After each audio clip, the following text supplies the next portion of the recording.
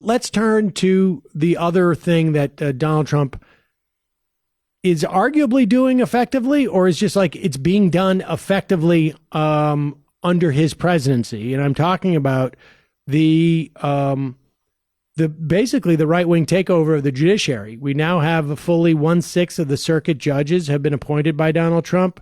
I think it was the Ninth Circuit or that he has recently basically flipped to an all-conservative judiciary. We had a couple of circuit judges appointed this week, despite the fact that their hometown senators held back their blue slips. Mitch McConnell doesn't care. He's blown through that genteel tradition of the Senate.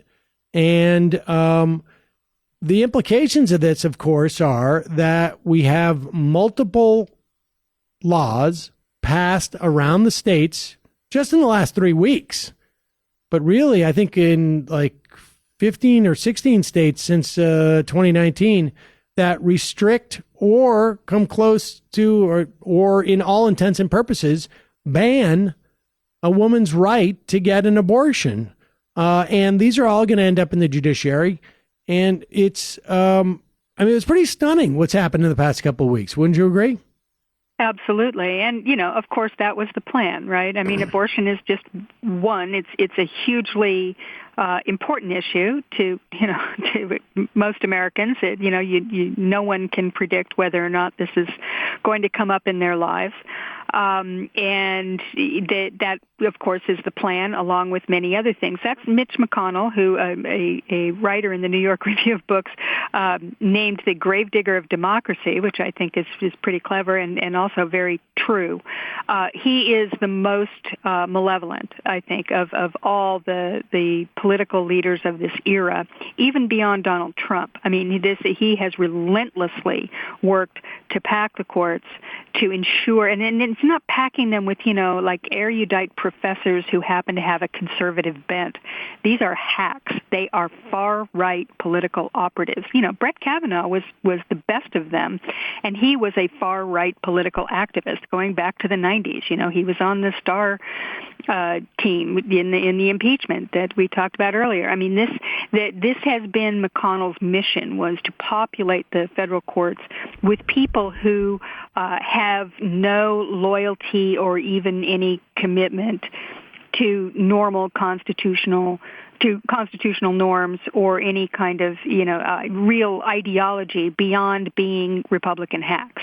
So We're going to have to deal with that. I mean, this is going to be a major concern going forward, and this first shot across the bow on abortion is a good clue on how that's going to go, because obviously they've been building this for a long time, and these laws that came out of Georgia and Alabama, Louisiana, other places around the country, sort of in a burst of activity, were clearly designed to come once they got their fifth vote. They believed their fifth vote to overturn Roe versus Wade. And you could see that they were building, up to this moment when they could have all these cases potentially coming to the Supreme Court. They could pick the court could pick the best one to use as a basis for overruling Roe versus Wade, and potentially worse than that. I mean, they could do something really extreme, like declare fetal personhood, or, declare it unconstitutional in all ways, not just divert it to the states. So, I mean, there's a huge danger for women's health and basic, human rights at stake here. And you could see that for the first time I've seen in a long time that the people on the other side of that issue suddenly woke up and went, oh my dear God, this is real. This is happening. You saw people take to the streets. It's going to be a big issue in the election, as it should be.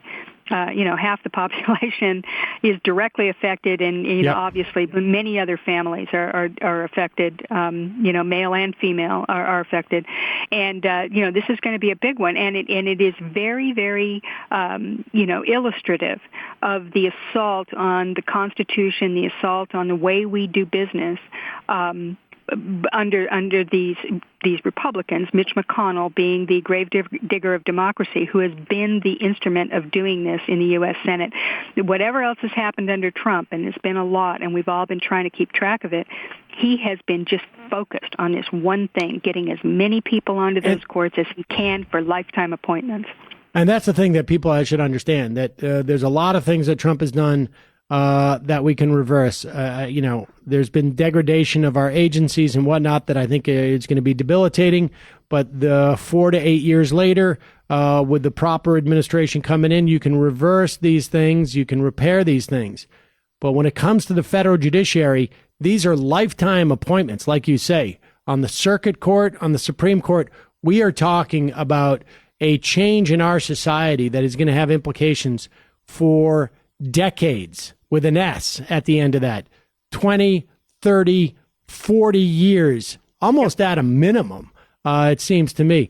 But Heather, that means that we'll have more time to talk about this phenomenon, sadly. And we're going to have to do that next week. But I appreciate your time, as always. It's always great to talk to you.